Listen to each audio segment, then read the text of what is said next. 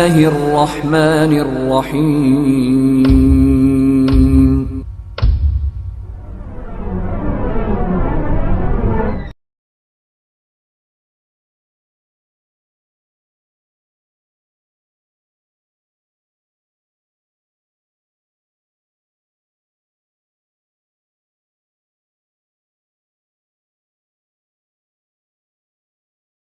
على سید الانبیاء والمرسلین وعلى آلہ واصحابہ اجمعین، اما بعد، اعوذ باللہ من الشیطان الرجیم، بسم اللہ الرحمن الرحیم۔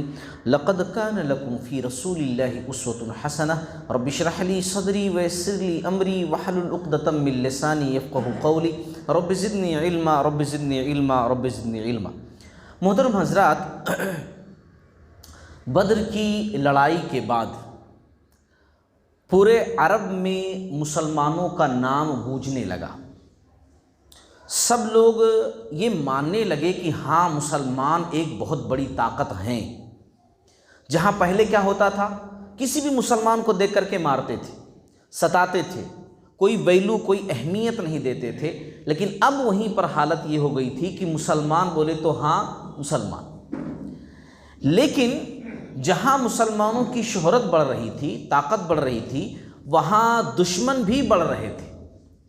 ایک طرف مکہ والے تھے جو اس بات کو لے کر غصے میں بیٹھے ہوئے تھے، بدلہ لینے کے لیے تیاری کر رہے تھے کہ ہمارے لوگ مارے گئے ہیں۔ مکہ والے تھے ایک طرف، دوسری طرف مدینہ کے اندر یہودی تھے۔ یہ یہودی جو ہے کچھ کھل کر کے سامنے آ رہے تھے دشمنی پر، اور کچھ پیڑھ پیچھے موقع کی تلاش میں تھے۔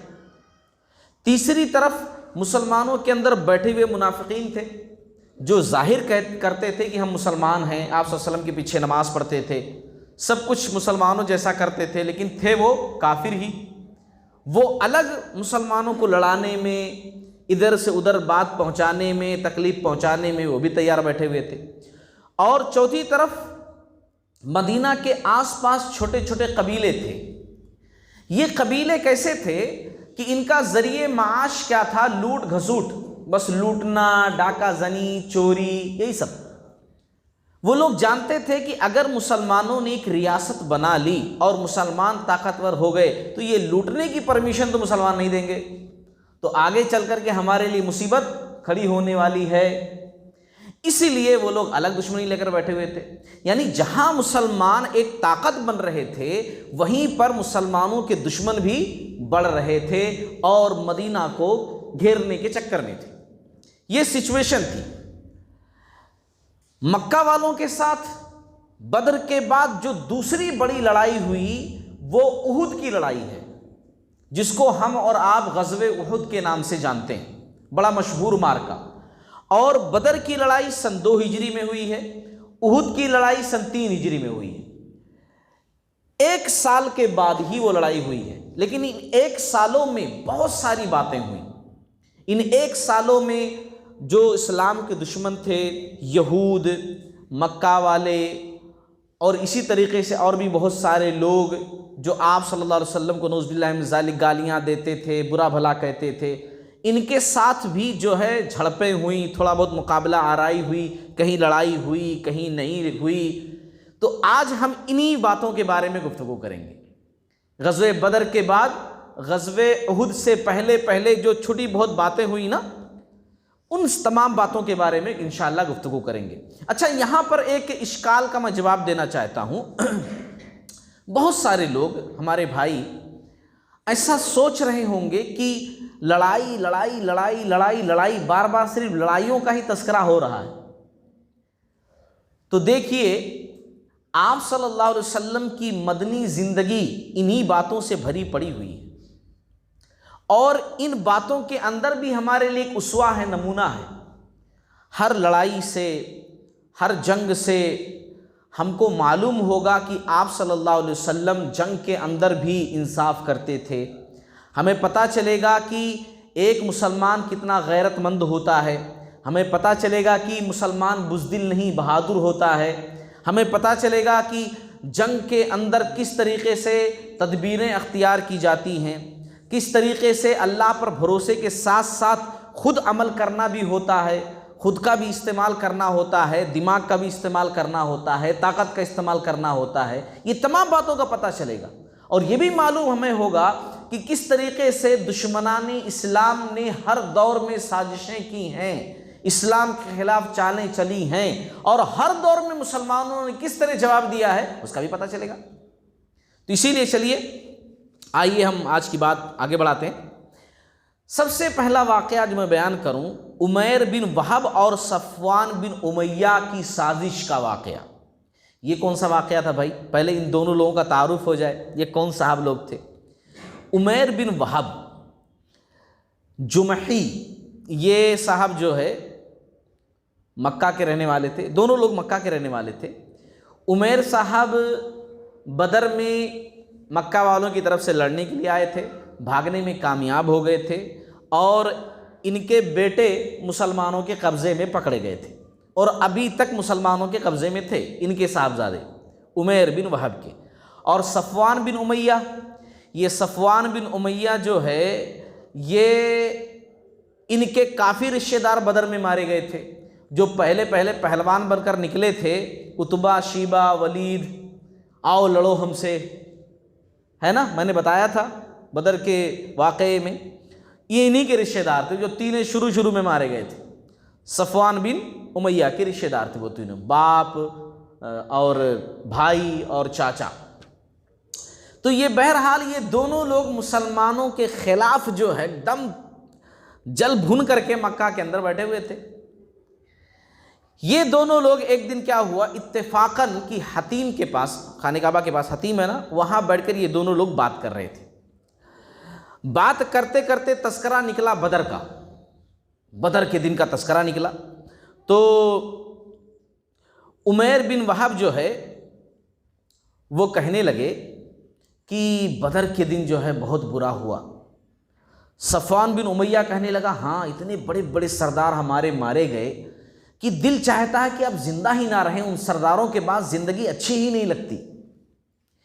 تو عمیر صاحب الگ اپنے دل کے اندر سب باتیں لیے ہوئے تھے، بولے اگر میرے اوپر قرضوں کا بوجھ نہ ہوتا اور جو ہے اپنے خاندان کی کہ میرے بعد میری بیوی بچوں کا کون دیکھ بھال کرے گا، اگر اس چیز کا ٹینشن مجھے نہیں ہوتا تو اب بھی جاتا مدینہ اور محمد صلی اللہ علیہ وسلم کو فوراً مار دیتا، اس کے بعد میرا کیا ہوگا مجھے کچھ نہیں پتا، لیکن میں چھوڑتا نہیں، اب بھی چلا جاتا، مگر بس قرضے میرے اوپر بہت ہیں، پھر میرے بعد میرے بیوی بچوں کا کیا ہوگا، بس یہی ٹینشن میں رکا ہوا ہوں، نہیں تو جا کر مار کر کے آتا، میں قتل کر دیتا محمد صلی اللہ علیہ وسلم کا۔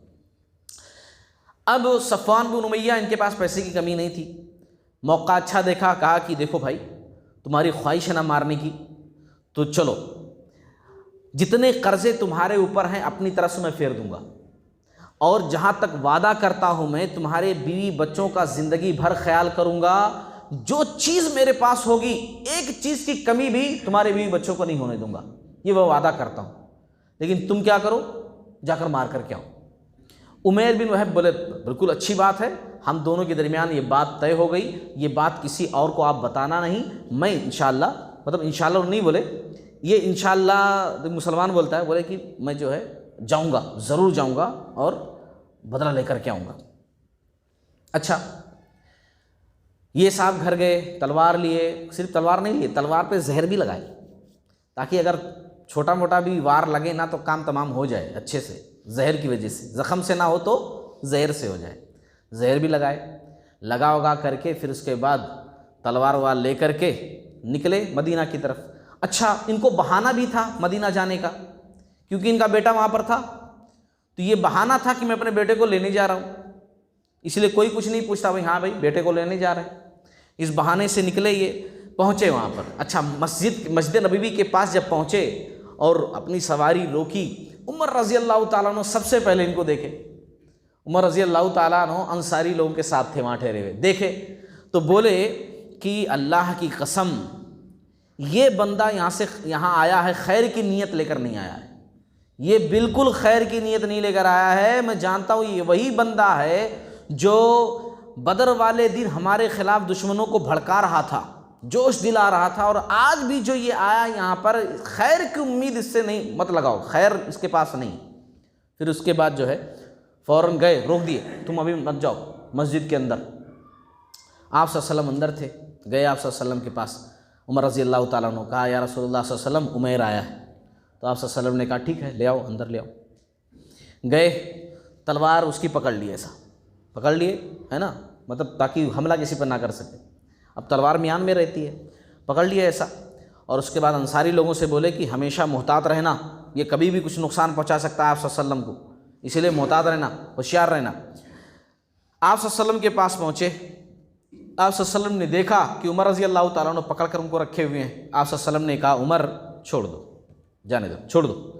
عمر رضی اللہ تعالیٰ عنہ چھوڑ دیے۔ آپ صلی اللہ علیہ وسلم نے عمیر سے کہا عمیر قریب آؤ، قریب آئے، اور جب قریب پہنچے تو عمیر نے کہا کہ صبح خیر، عربی میں کہا صبح خیر، یعنی صبح کا سلام۔ زمانے جاہلیت میں لوگ اس طرح کا سلام کرتے تھے، ہے نا، صبح کا سلام، جیسے آج کل انگلش میں گڈ مارننگ ہوتا ہے، یہ کب کرتے تھے؟ زمانے جاہلیت میں۔ یہ جو زمانے جاہلیت کا جو ہے گڈ مارننگ ہے، آج کل گرچہ جو بہت پڑھا لکھا ایجوکیٹڈ طبقہ ہوتا ہے وہ گڈ مارننگ کہتا ہے، اور ہم لوگ بولتے ہیں بہت پڑھے لکھے ہیں گڈ مارننگ بول رہے ہیں، ہے نا، تو یہ زمانے جاہلیت کا سلام ہوتا تھا۔ آپ صلی اللہ علیہ وسلم نے کہا تمہارے سلام سے بہتر سلام اللہ نے ہم کو دیا ہے، السلام علیکم، اور یہ جنت والوں کا سلام ہے۔ تو عمیر نے کہا کہ مجھے اسلام کے بارے میں کچھ نہیں پتا، اسلام کے بارے میں کچھ نہیں پتا۔ آپ صلی اللہ علیہ وسلم نے پوچھا عمیر فما جاء بک یا عمیر، کس مقصد سے آئے ہو یہاں پر، پلان کیا ہے؟ تو کہا کہ میرا بیٹا قیدی ہے نا آپ کے پاس، اس کو چھڑانے آیا ہوں۔ تو آپ صلی اللہ علیہ وسلم نے فرمایا تمہارے گلے میں جو یہ تلوار لٹک رہی ہے کیا مقصد ہے؟ تو کہا کہ اب بات بنانے لگے، بولے کہ ارے ستیہ ناس ہو اس تلوار کا، اس نے کیا دیا ہمیں؟ کچھ بھی نہیں دیا، ہار گئے نا ہم لوگ۔ تو آپ صلی اللہ علیہ وسلم نے کہا سچ سچ بتاؤ پلان کیا ہے، کس مقصد کے تحت یہاں آئے ہو؟ تو کہا کہ اپنا قیدی چھڑانے آیا ہوں، کوئی مقصد نہیں ہے۔ آپ صلی اللہ علیہ وسلم نے کہا اچھا کوئی مقصد نہیں ہے، کوئی مقصد نہیں ہے، تم اور صفوان بن امیہ حتیم میں بیٹھے ہوئے تھے اور بدر کے بارے میں بات کر رہے تھے، اور پھر اس کے بعد ایسی ایسی گفتگو ہوئی، مجھے مارنے کا پلان بنائے، یہ مقصد نہیں ہے۔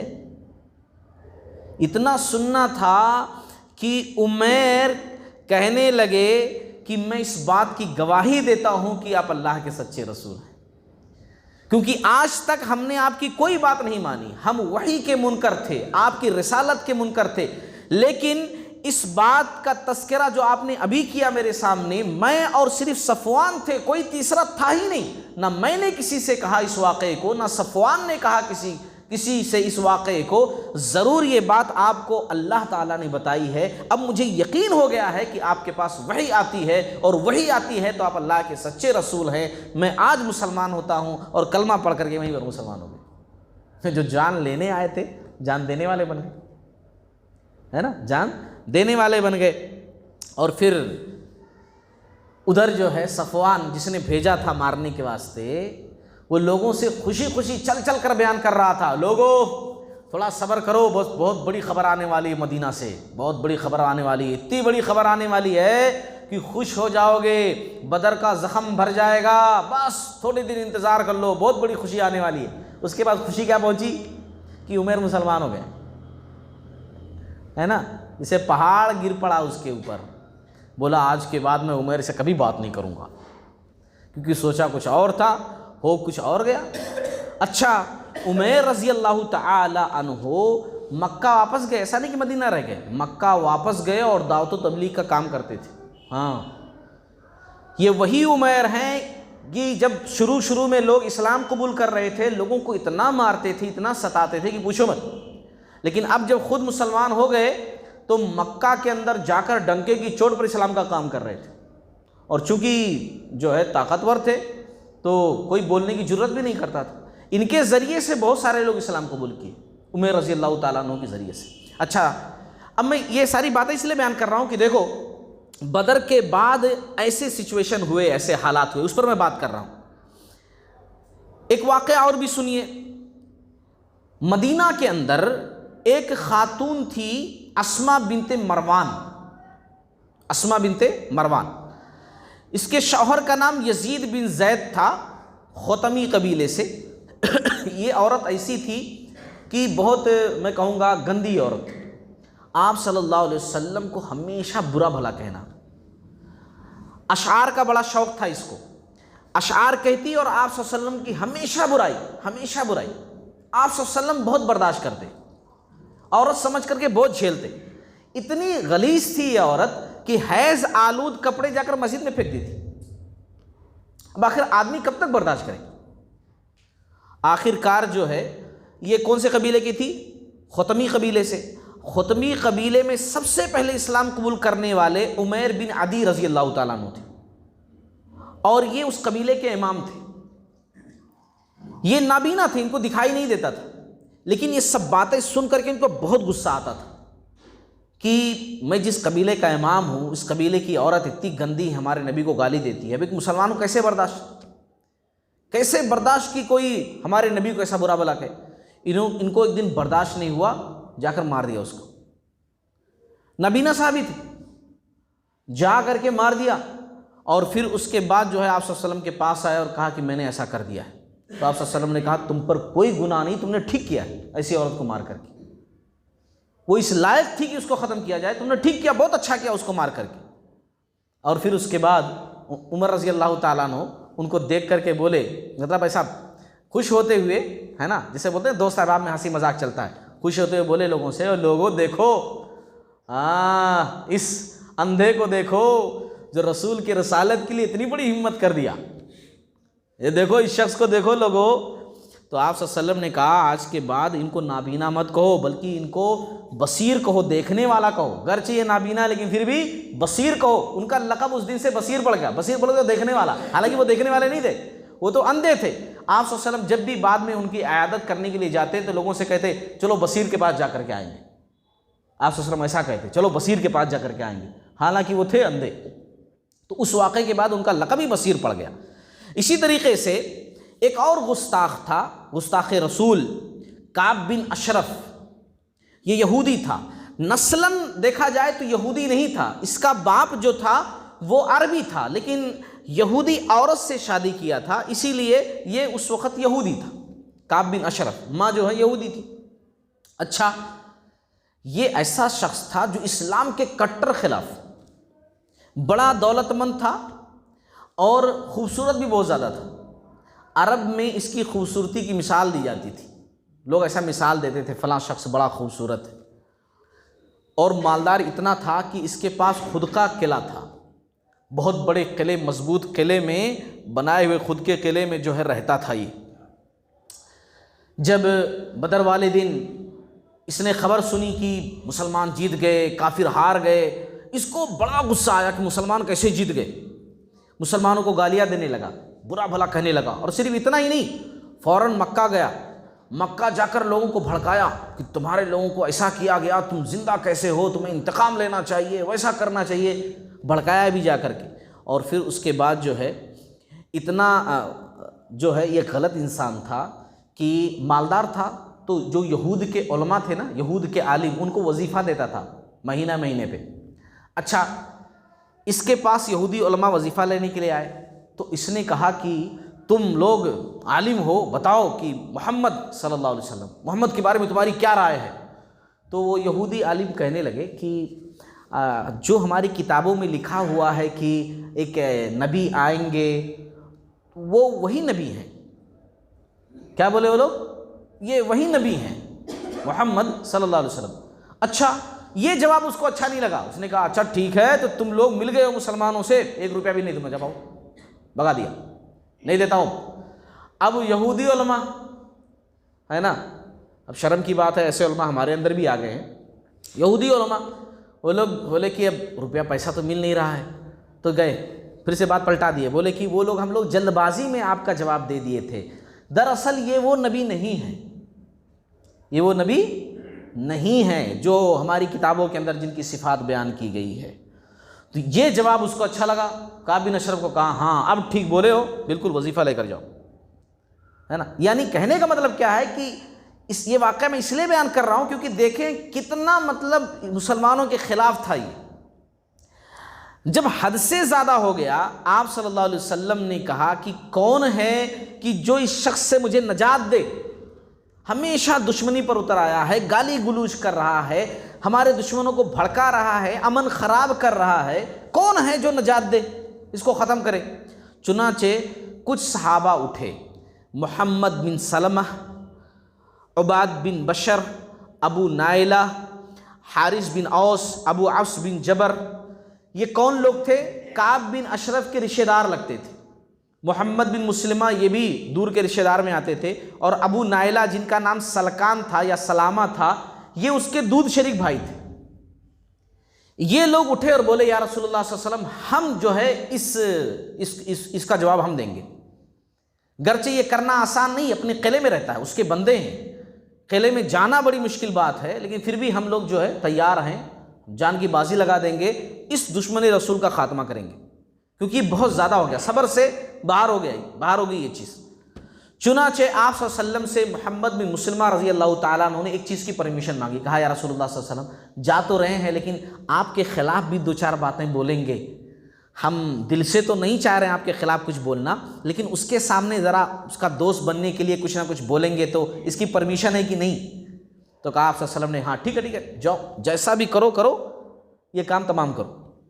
اچھا نکل گئے، دو گروپ میں بٹ گئے یہ لوگ، محمد بن مسلمہ ایک دو لوگوں کے ساتھ، اور کعب بن اشرف کے دو شریک بھائی جو تھے سلکان، ابو نائلہ جن کو کہتے تھے، ابو نائلہ سلکان جن کا نام تھا، وہ الگ گروپ بنائے۔ پہلے محمد بن مسلمہ گئے کعب بن اشرف سے ملے، اور کعب بن اشرف کہا کہ کیوں آئے ہو میرے پاس؟ تو کہا کہ یہ جو شخص ہے نا، مطلب اشارہ آپ صلی اللہ علیہ وسلم کی طرف تھا، یہ جو شخص ہے نا، بات بات پہ صدقہ کرو، بات بات پہ خیرات کرو، جنت کے واسطے تیاری کرو، بھائی تنگ آ گئے ہم لوگ، ہے نا، یعنی آپ صلی اللہ علیہ وسلم کے خلاف بات کر رہے ہیں صحابی، مقصد کے لیے کہ تنگ آ گئے بھائی، ہر بار صدقہ صدقہ صدقہ، خیرات خیرات خیرات، پیسہ پیسہ، لاؤ لاؤ، تنگ آ گئے ہم لوگ، آج بھی آپ کے پاس آئے ہوئے ہیں، کچھ مدد کرو، کچھ اناج وغیرہ دو۔ تو کعب بن اشرف خوش ہو گیا، کیونکہ مسلمانوں کے خلاف جو بھی آدمی اس سے ملتا تھا نا، وہ بڑھ چڑھ کر کے مدد کرتا تھا۔ آج بھی یہودیاں یہی کرتے ہیں، جو بھی مسلمانوں کے خلاف ہو نا، یہودی ہاتھ بڑھا کر اس کو پکڑتے ہیں کہ ہاں آؤ بالکل ہم ساتھ دیں گے۔ اس وقت بھی ایسے ہوتا تھا۔ کعب بن اشرف خوش ہو گیا، بولا ہاں آگے آگے دیکھیے ہوتا ہے کیا، میں شروع سے بولتا ہوا آیا ہوں نا بندہ اچھا نہیں ہے، تم لوگ اس کا ساتھ دے کر بہت غلط کیے ہو۔ کہا ہاں بھائی لیکن وہ سب چھوڑو، کچھ کھانے پینے کی چیز دو، جو ہے بہت تنگی چل رہی ہے۔ کہا اچھا ٹھیک ہے میں دے تو دوں گا، میں بہت باغ واغ سب ہے میرے، پھل فروٹ کے، کھجوراں میرے باغ میں بڑے بڑے ہوتے ہیں، اصلی کھجور، آپ تم لوگوں کو دے دوں گا، لیکن گروی کیا رکھو گے؟ بغیر گروی رکھے میں کچھ نہیں دوں گا، کیونکہ یہود کا اصل کاروبار سودی تھا۔ کہا گروی کچھ رکھو، ہے نا، روپیہ پیسہ نہیں ہے نا، تو کچھ سامان وامان، اور ذہن سے ایک دم غلیظ شخص یہودی۔ تو کہا کہ محمد بن مسلمہ نے کہ کیا رکھوں آپ کے پاس، آپ کو جو اچھا لگے بولو، وہ میں رکھ دوں گا۔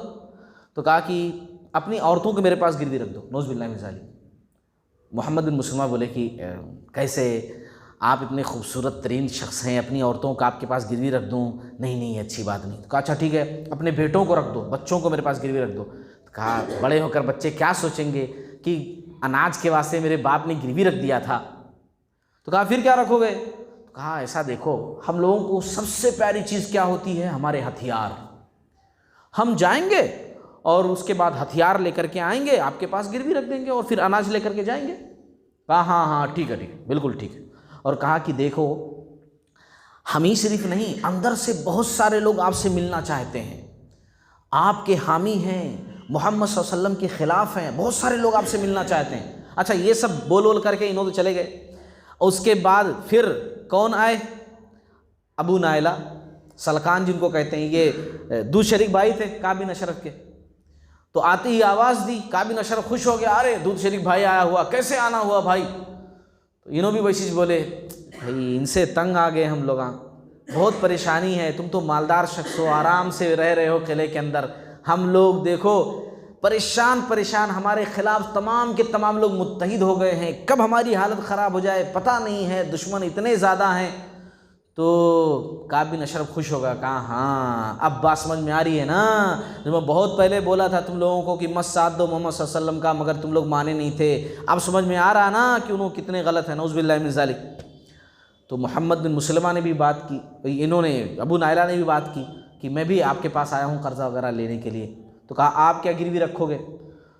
تو کہا گروی کیا، ہتھیار کے سوا ہمارے پاس کچھ ہے نہیں، وہی گروی رکھ دیتے ہیں۔ کہا ٹھیک ہے رکھ دو۔ اچھا بات ہو گئی کہ فلاں دن آئیں گے اور جو ہے ہتھیار وغیرہ رکھ دیں گے، اناج وغیرہ لے کر کے جائیں گے۔ اچھا پھر اس کے بعد ایک دن چاندنی رات تھی اور ربیع الاول کا مہینہ تھا، ایک دم چاندنی رات بولے تو ایک دم اجالا ہوتا ہے نا، چاندنی رات۔ یہ دونوں گروپ ایک ساتھ پہنچ گئے اور نیچے سے آواز دی ابو نائلہ نے زور سے کعب بن اشرف کو۔ کعب بن اشرف اپنی بیوی کے پاس تھا، نیچے آنے لگا تو بیوی نے کہا کہ یہ آواز کس کی ہے؟ تو کہا ارے میرا دوست شریک بھائی ہے ابو نائلہ۔ تو کہا کہ اچھا مجھے اس آواز سے خون کی بو آ رہی ہے۔ تو کہا ارے کچھ بھی نہیں ہے، یہ لوگ خالی ظاہراً مسلمان ہیں، محمد صلی اللہ علیہ وسلم کے ساتھ ہے، لیکن میری طرف ہیں، میں بات کر چکا ہوں ان لوگوں سے، کوئی خطرہ نہیں ہے، اس لیے میں نے اپنے آدمیوں کو بول دیا ان کو آنے دو، کوئی خطرہ نہیں ہے، یہ لوگ میرے ساتھ ہیں، دل سے میرے ساتھ ہیں۔ اچھا نیچے پہنچ گئے صاحب، تو صحابہ کرام بولے کہ اتنی چاندنی رات ہے، آپ جیسی بڑی شخصیت ہمارے ساتھ ہے، تو تھوڑا سا ایسے چہل قدمی کر لینا، گھوم ٹہل رہے ہیں تھوڑا سا، ہے نا، پھر موقع ملے نہ ملے آپ جیسے شخص کے ساتھ، کہ وہ کہتے ہیں نا کسی آدمی کو جب ذبح کرنا ہوتا ہے تو چڑھاتے بہت زیادہ ہیں، ہے نا۔ آج کل بھی دنیا کے اندر دیکھو کوئی مقصد نکالنا ہوتا ہے تو وہ چنے کے جھال پہ چڑھا دیتے تھے، ہے نہیں، تو ویسا خوب تعریف کر رہے ہیں کہ آپ کے ساتھ آپ ہیں، چلیے تھوڑا چہل قدمی کرتے ہیں، گھومتے ہیں۔ اچھا تیار ہو گئے صاحب، چلو ٹھیک ہے چلتے ہیں۔ سب کے پاس ہتھیار تھے، صحابہ کرام کے پاس ہتھیار تھے، کیونکہ ہتھیار ہی رکھنے آئے تھے۔ اب چلتے چلتے ایک صحابی نے کہا کہ اتنی بہترین خوشبو آج تک میں نے سونگھی نہیں جو آپ کے پاس سے آ رہی ہے۔ تو کعب بن اشرف نے کہا میرے پاس عرب کی سب سے بہترین خاتون جو سب سے اچھی خوشبو استعمال کرتی ہے وہ ہے میرے پاس، اس لیے سب سے اچھی خوشبو میرے پاس سے آ رہی۔ اچھا کہا کہ ایسی خوشبو تو زندگی میں کبھی سونگھنے کا موقع ملا نہیں، آپ اگر دیں آپ کے سر پر لگا ہوا ہے تو میں ذرا ہاتھ ایسا ڈال کر کے سونگھ لوں۔ کہا ٹھیک ہے بالکل لے لو سونگھ لو۔ اب یہ صاحب ہاتھ ڈالے اور بولے کیا بہترین خوشبو ہے۔ پھر اس کے بعد تھوڑی دیر کے بعد پھر ایسیز کیے، ذرا خوشبو سونگھ لیتے ہیں، دوسری مرتبہ بھی ایسیز کیے، تیسری مرتبہ جو ہے اچھے سے پکڑ لیے بالوں کو اور بولے بازو والے کو دشمن رسول کا کام تمام کرو، ہے نا، اور اس کے بعد کام تمام کر دیے، ان کا خاتمہ کر دیے۔ ایک صحابی اس میں زخمی بھی ہوئے۔ اللہ کے نبی صلی اللہ علیہ وسلم کے پاس جب یہ لوگ پہنچے تو آپ صلی اللہ علیہ وسلم نے ان کو دیکھتے ہی کہا فلحت الوجوہ، یہ چہرے کامیاب ہو کر کے آئے ہیں، ایسا دکھائی دے رہا ہے۔ صحابہ کرام بولے جی رسول اللہ صلی اللہ علیہ وسلم ہم لوگ کامیاب ہو کر آئے ہیں۔ حارث جو صحابی تھے زخمی تھے، آپ صلی اللہ علیہ وسلم نے اپنا لعاب وہاں پر لگا دیا، وہ اچھے ہوئے الحمدللہ۔ صحیح بخاری کی روایت ہے۔ تو یہ بھی ایک واقعہ پیش آیا۔ اسی طریقے سے ایک واقعہ غزوہ بنو سلیم پیش آیا، غزوہ بنو سلیم۔ اچھا میں ایک سوال کروں آپ لوگوں سے، کوئی ایک شخص جواب دینا مجھے، کوئی ایک شخص، تاکہ سمجھ میں سب کو آئے، غزوہ اور سریہ میں کیا فرق ہے؟ کیونکہ یہ لفظ بہت آ رہا ہے اور اسے پہلے بھی میں نے بتایا بھی ہے۔ غزوہ کسے کہتے ہیں، سریہ کس کو کہتے ہیں؟ غزوہ اسے کہتے ہیں جس میں آپ صلی اللہ علیہ وسلم نے شرکت کی، ہاں سریہ اسے کہتے ہیں جو ٹکڑی انہوں نے بھیجی، ہاں ٹکڑی انہوں نے بھیجی، آپ صلی اللہ علیہ وسلم شریک نہیں ہوئے۔ جس میں آپ صلی اللہ علیہ وسلم شریک ہوئے وہ غزوہ ہے، اور جس میں جو ہے آپ صلی اللہ علیہ وسلم شریک نہیں ہوئے بلکہ بھیجا کچھ لوگوں کو، اس کو سریہ کہتے ہیں۔ تو غزوہ بنو سلیم یہ بمقام قدر واقع پیش آیا، ہے نا، قدر ایک جگہ تھی وہاں پر پیش آیا۔ اس کے واقع ہونے کی وجہ کیا ہے، کیوں یہ غزوہ ہوا، لڑائی ہوئی؟ دراصل بدر سے واپس آنے کے 7 دن ہی گزرے تھے کہ آپ صلی اللہ علیہ وسلم کے جاسوسوں نے خبر دی، کیونکہ آپ صلی اللہ علیہ وسلم بھی جاسوسی سسٹم رکھے ہوئے تھے۔ ہاں ایک مسلمان بیوقوف نہیں ہوتا ہے، بات جان لو، ایک مسلمان ہوشیار ہوتا ہے، اپنے دماغ کا اچھا استعمال کرتا ہے۔ ہمارے پیارے نبی صلی اللہ علیہ وسلم نے ہر موقع پر بتایا ہے کہ ایک مسلمان بیوقوفی نہیں کرتا ہے، ہر چیز اللہ بھروسے نہیں چھوڑ کر بیٹھا رہتا ہے، اللہ ہے نا دیکھنے والا، نہیں۔ ہمارے نبی صلی اللہ علیہ وسلم نبی تھے، آپ صلی اللہ علیہ وسلم کی ہر دعا قبول کی جاتی تھی، آپ صلی اللہ علیہ وسلم اللہ کی حفظ و امان میں تھے، لیکن پھر بھی آپ صلی اللہ علیہ وسلم سے جو ہو سکتا تھا خود کرتے تھے، ہر چیز نہیں کہ اللہ بھروسے، اللہ ہے نا دیکھنے والا، اللہ ہے نا حفاظت کرے گا، ایسا نہیں، خود محنت کرتے تھے، خود کام کرتے تھے۔ تو جاسوسوں نے خبر دی کہ قبیلے عطفان کی شاخ بنو سلیم ہے، وہ لوگ اکٹھا ہو رہے ہیں مدینہ پر حملہ کرنے کے لیے۔ آپ صلی اللہ علیہ وسلم جو ہے علی رضی اللہ تعالیٰ عنہ کو جھنڈا تھمائے، سفید رنگ کا جھنڈا اسلام کا تھمائے، اور مدینہ کے اندر نماز وغیرہ کی ذمہ داری، خطبے وغیرہ کی ذمہ داری ام مکتوم رضی اللہ تعالیٰ عنہ کو سونپے، جو نابینا صحابی تھے، اور سبع بن عرفتہ غفاری ایک صحابی تھے، ان کو جو ہے مدینہ کے حفاظتی کاموں پر لگا دیا، اور اس کے بعد نکلے، ہے نا، نکلے۔ اچھا، جب وہ لوگ بنو سلیم کے لوگ جو ہے معلوم ہوا کہ مسلمان آ رہے ہیں تو اتنا ڈرے، کیونکہ آپ لوگوں کو پتا ہوگا آپ صلی اللہ علیہ وسلم کی خصوصیت میں سے ایک خصوصیت یہ تھی کہ دشمن دوری پر ہوتا تھا مگر پھر بھی اس کے دل میں روب بیٹھ جاتا تھا، ڈر بیٹھ جاتا تھا۔ تو آپ صلی اللہ علیہ وسلم نکلے، ان لوگوں کو پتا چلا کہ آ رہے ہیں، تو وہ لوگ سب کچھ چھوڑ چھاڑ کر کے بھاگے، حالانکہ تیاری کر رہے تھے مسلمانوں کی مٹانے کی۔ 500 اونٹ چھوڑ کر کے بھاگے، سامان 500 اونٹ چھوڑ کر کے بھاگے۔ آپ صلی اللہ علیہ وسلم گئے تو وہاں کوئی نہیں تھا، آپ صلی اللہ علیہ وسلم بغیر لڑے ہی واپس چلے آئے۔ پھر اس کے بعد ایک یہودیوں سے مقابلہ ہوا جس کو غزوہ بنو قینقاع کہتے ہیں۔ اس سے پہلے میں نے بتایا ہے مدینہ کے اندر 3 یہودی قبیلے بڑے بڑے تھے۔ نمبر 1 بنو قریظہ، بنو قینقاع اور بنو نذیر، یہ 3 قبیلے بڑے بڑے تھے، جس میں سے بنو قینقاع سب سے زیادہ اسٹرانگ تھے، سب سے زیادہ مضبوط تھے، اور جنگی مہارت ان کو حاصل تھی بنو قینقاع کے لوگوں کو، اور اس بات پر ان کو گھمنڈ بھی تھا کہ ہم بڑے لڑاکو ہیں۔ اور ان لوگوں کا کام کیا تھا؟ سونے کا کام زیادہ ان کے پاس ہوتا تھا، یعنی زیادہ تر یہ لوگ سونار کا کام کرتے تھے، تو یہ لوگ مالدار تھے۔ اور مدینہ کے اندر ہی ایک بستی تھی، وہاں رہتے تھے، مدینہ سے باہر نہیں، مدینہ کے اندر ہی رہتے تھے، لیکن مسلمانوں کے خلاف اندرونی طور سے بڑی چالیں چلتے رہتے تھے۔ حالانکہ آپ صلی اللہ علیہ وسلم سے اور ان لوگوں سے معاہدہ تھا کہ نہ تم ہمارے اوپر اٹیک کرنا، نہ ہم تمہارے اوپر اٹیک کریں گے، ہمارا دشمن تمہارا دشمن، تمہارا دشمن ہمارا دشمن، ہم مل کر کے ایک دوسرے کا دفاع کریں گے۔ لیکن پھر بھی یہ لوگ اوپر سے ہاں ہاں بولتے تھے اور اندر سے مسلمانوں کو مٹانے کی کوشش کرتے۔ کیا تھے یہ لوگ کہ مسلمانوں کو ستاتے تھے۔ کیسا ستاتے تھے؟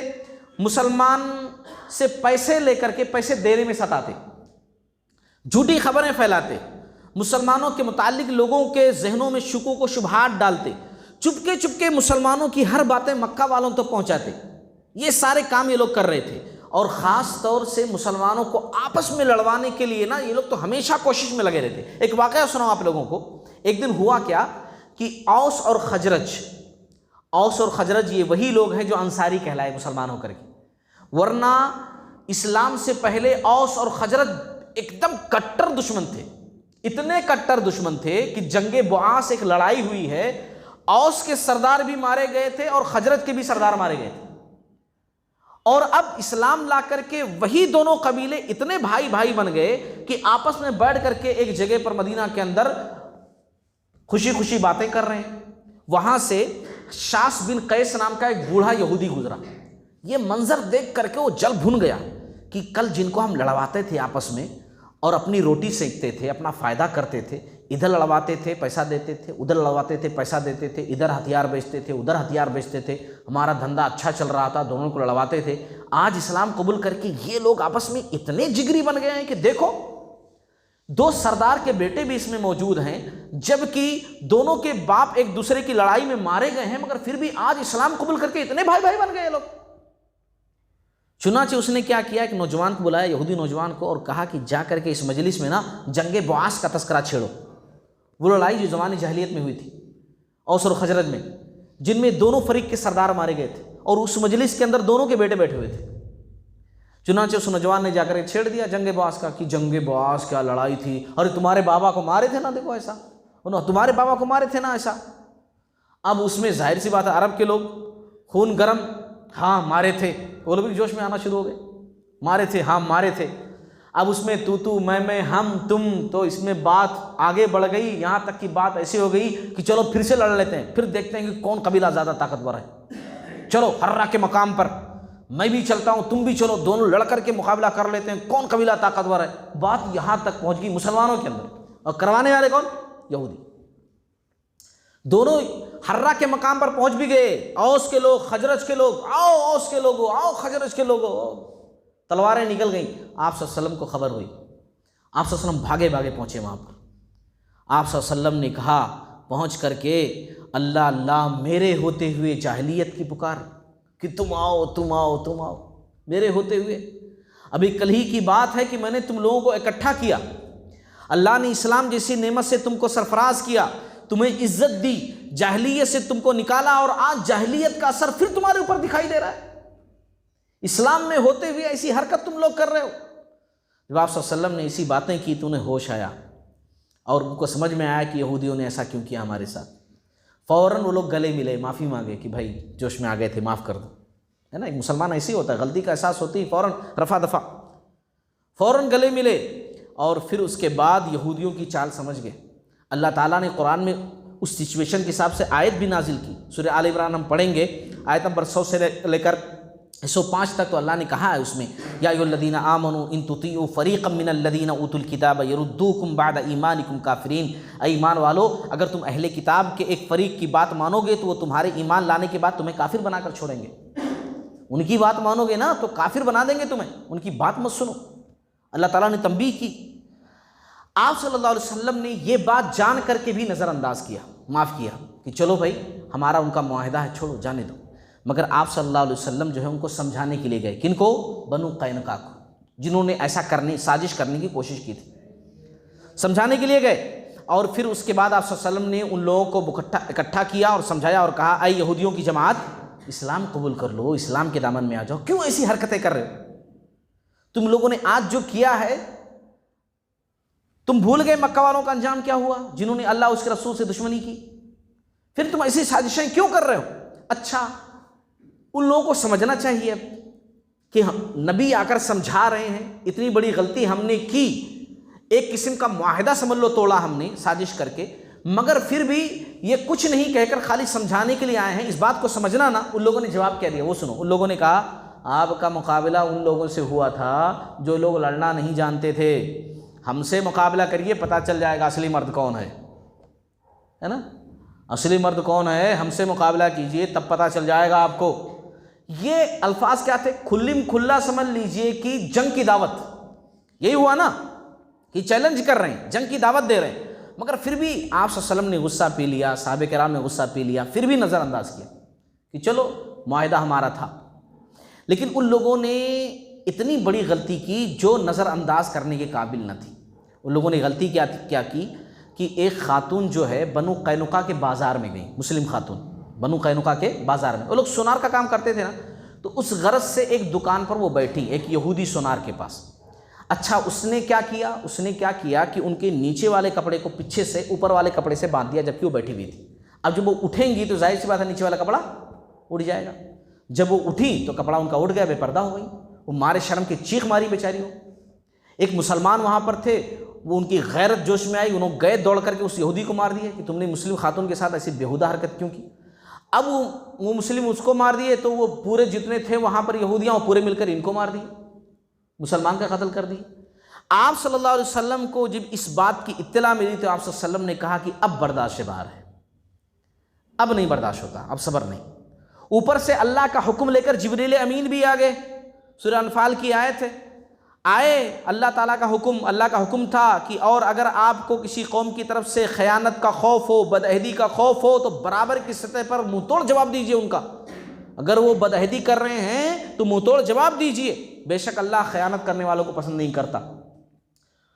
ان لوگوں سے معاہدہ تھا, معاہدہ ان لوگوں نے توڑا ہے, غلط کیا ہے.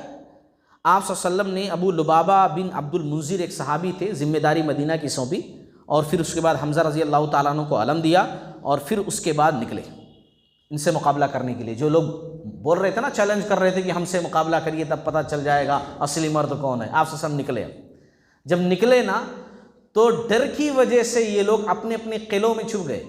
چھوٹے چھوٹے قلعے بنائے ہوئے تھے اونچے اونچے پہاڑوں پر, جیسے ہمارے پاس نرمل میں ہے نا اونچے اونچے بستیوں کے بیچ میں بھی اونچے اونچے پہاڑ ہیں, ایسے پہاڑوں پر جا کر کے وہ لوگ چھپ گئے تھے. ایسے اونچا اونچا بنائے ہوئے تھے, وہاں چھپ گئے وہ لوگ. اچھا, چھپ گئے. جب آپ صلی اللہ علیہ وسلم نے گھیرائی کر لیا, چاروں طرف سے گھیر لیا, تھوڑی دن کے بعد وہ لوگ رحم کی درخواست کرنے لگے, معاف کر دیجیے. آپ صلی اللہ علیہ وسلم نے کہا کہ نہیں, تم لوگوں نے جو غلطی کی ہے, کیونکہ بہت بڑی غیرت کی بات ہے نا ایک مسلم خاتون کی عزت پر تم نے حملہ کیا، معاہدہ توڑا، ایک مسلمان کا قتل کیا تم لوگوں نے، سازشیں رچیں، اب معافی نہیں ہے اور اللہ کا حکم بھی ہے، اب تمہیں معاف نہیں کیا جائے گا۔ چنانچہ یہ لوگ جو ہے رحم کی درخواست کی، آپ صلی اللہ علیہ وسلم نے کہا میری ہر بات مانو گے تو نیچے اترو۔ نیچے اترے، تمام کو گرفتار کیا گیا۔ آپ صلی اللہ علیہ وسلم ابھی کوئی حکم نہیں صادر کیے، اتنے میں عبداللہ ابن ابی جو منافق تھا، ظاہراً مسلمان لیکن اندر سے منافق تھا، یہودیوں کا ساتھ دینے والا، وہ آیا اور کہا کہ اے محمد صلی اللہ علیہ وسلم ان کو درگزر کیجئے، معاف کر دیجئے ان کو۔ آپ صلی اللہ علیہ وسلم نے کہا کہ ان کا جرم بہت بھاری ہے، معاف نہیں کیا جا سکتا۔ یہاں تک کہ وہ اتنا چمٹ گیا آپ صلی اللہ علیہ وسلم سے کہ یہاں گریبان میں ہاتھ ڈال کر کے بولا نہیں معاف کیجئے، آپ معاف کیجئے۔ کوئی اصلی مسلمان نبی کے ساتھ ایسا نہیں کر سکتا، منافق تھا نا۔ آپ صلی اللہ علیہ وسلم کا چہرہ غصے سے سرخ ہو گیا، مگر آپ صلی اللہ علیہ وسلم کنٹرول کرتے رہے۔ پھر آپ صلی اللہ علیہ وسلم نے کہا ٹھیک ہے، ان کی جان بخشی کرتا ہوں، ان لوگوں نے ایک مسلمان کو مارا، پھر بھی ان کی جان بخشی کرتا ہوں، لیکن ان کو جلا وطن کرتا ہوں، مدینہ میں نہیں رہ سکتے یہ لوگ، کیونکہ یہ لوگ رہیں گے تو مدینہ میں کبھی امن قائم نہیں ہو سکتا، امن یہ لوگ قائم نہیں ہونے دیں گے، ہمیشہ لڑائی جھگڑے کی بات ہی آتی رہے گی، اسی لیے مدینہ سے آؤٹ۔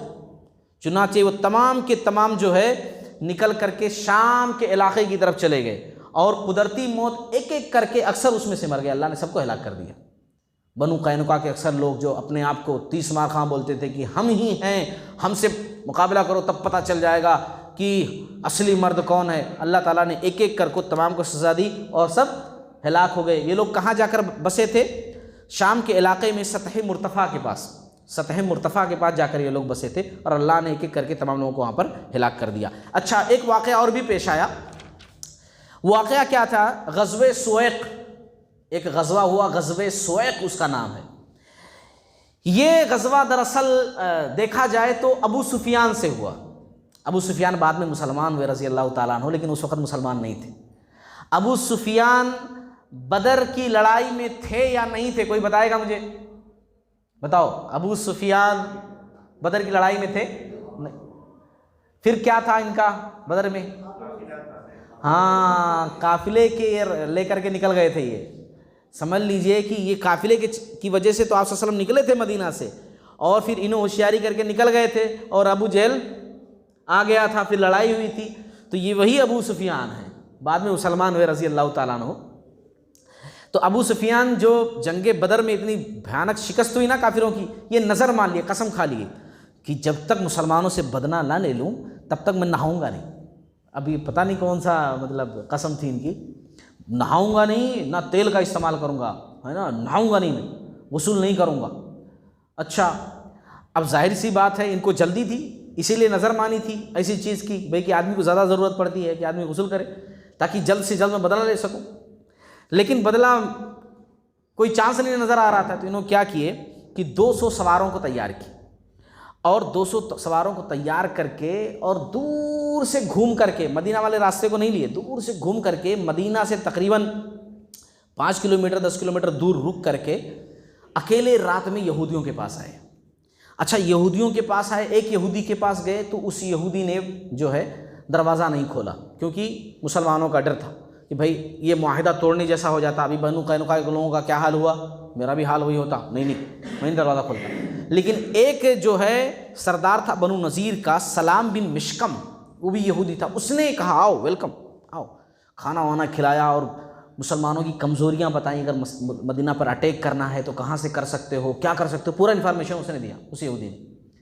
اب یہ کیا کیے، واپس گئے، لیکن ان کے پاس اتنی ہمت نہیں تھی کہ مدینہ پر اٹیک کریں۔ تو انہوں نے کیا کیا کہ عریض نامی ایک جگہ تھی، مدینہ کے لوگ کھیتی باڑی وہاں پر کرتے تھے، کھجوروں کے باغات تھے، کچھ لوگ رات میں وہاں پہرا وغیرہ بھی دیتے تھے، کسان ٹائپ کے لوگ وہاں پر گئے، کھجوروں کے جھاڑ کاٹ دیے۔